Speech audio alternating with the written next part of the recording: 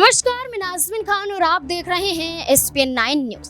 राष्ट्रीय लोक मोर्चा अध्यक्ष उपेंद्र कुशवाहा जो एनडीए को घेरते हुए लोकसभा चुनाव में पिछड़ने को लेकर इल्जाम लगाते हुए नजर आते हैं सहयोगी दलों पर। ये दावा करते हैं कि एनडीए में कोऑर्डिनेशन की कमी थी, सहयोगी दल आपस में तालमेल रखते हुए नजर नहीं आ रहे थे, इसलिए जितनी सीटें बिहार में भारतीय जनता पार्टी को जीतनी चाहिए थी उतनी सीटों पर जीत दर्ज नहीं कर पाई।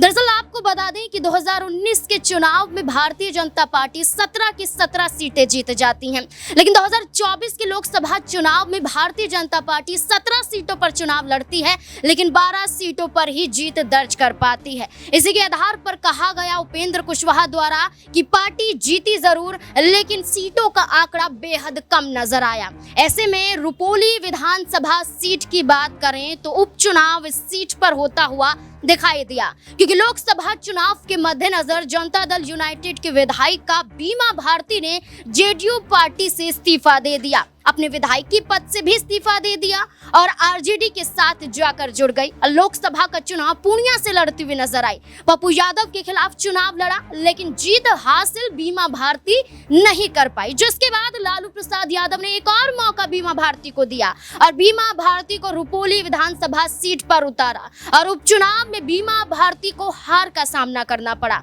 न सिर्फ राजद की तरफ से बीमा भारती को हार का सामना करना पड़ा, बल्कि जेडीयू पार्टी की तरफ से कलाधर मंडल को भी हार का सामना करना पड़ा। यहाँ पर निर्दलीय प्रत्याशी शंकर सिंह ने चुनावी मैदान में उतरते हुए जीत हासिल की, जिसके बाद उपेंद्र कुशवाहा जहां एक तरफ बयान दे रहे थे कि एनडीए में कोऑर्डिनेशन की कमी है, समन्वय की कमी है, तो वहीं दूसरी तरफ उपेंद्र कुशवाहा का एक बड़ा ट्वीट सामने आता है जो एक बार फिर से जेडीयू पार्टी पर हमलावर साबित होता हुआ नजर आता है। उपेंद्र कुशवाहा कहते हुए नजर आते हैं, रुपोली में जेडीयू पार्टी के उम्मीदवार की हार एनडीए के लिए माथे पर शिकंद पैदा करने वाली है, परंतु संतोष इस बात का है कि जनता राज्य में 2005 के पहले की स्थिति की जिम्मेवार पार्टी को बख्शने को अभी भी तैयार नहीं है।